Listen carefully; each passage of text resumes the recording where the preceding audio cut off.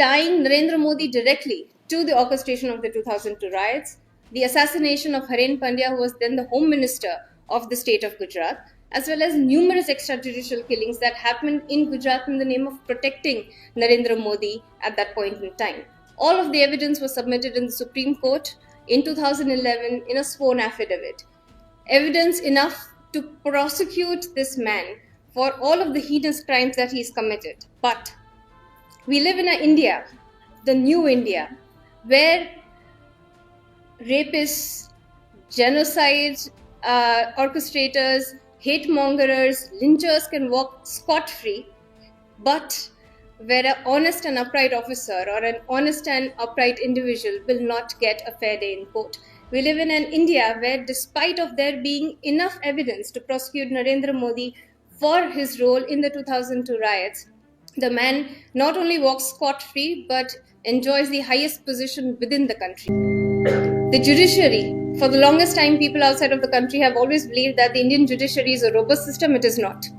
The Indian judiciary has been systematically subverted for the last few years now, top to bottom. The judiciary works at the behest of the political duo Amit Shah and Narendra Modi to ensure that A, Modi is exonerated of any crime that he has committed, and B, that any individual who has had the courage to stand up against this regime is witch hunted, picked, and put behind bars to ensure that their voices are never heard.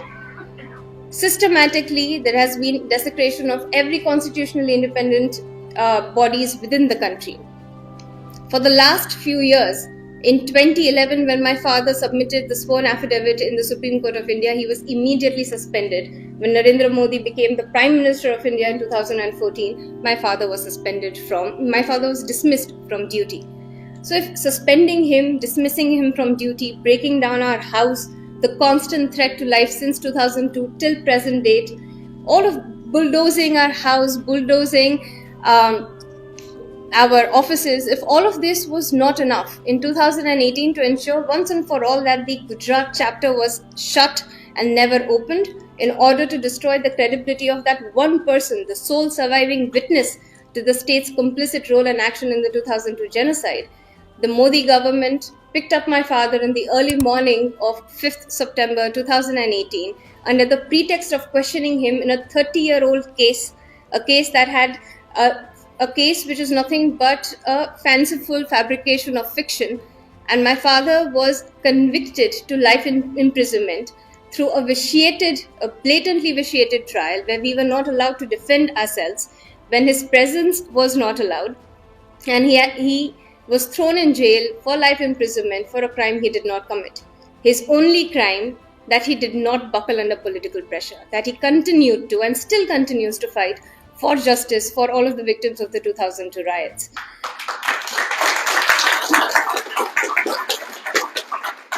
It has been 4.5 years now, and my father still languishes in jail. 4.5 years of us running from pillar to post, going from court to court, to get one fair day in court. But in Modi's India, one fair day in court is not a luxury afforded to the honest and the upright.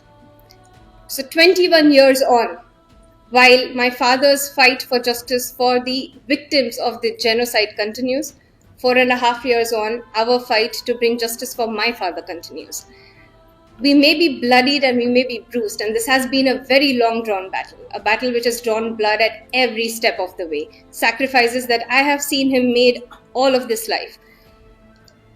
We still fight, he still continues to fight, fit.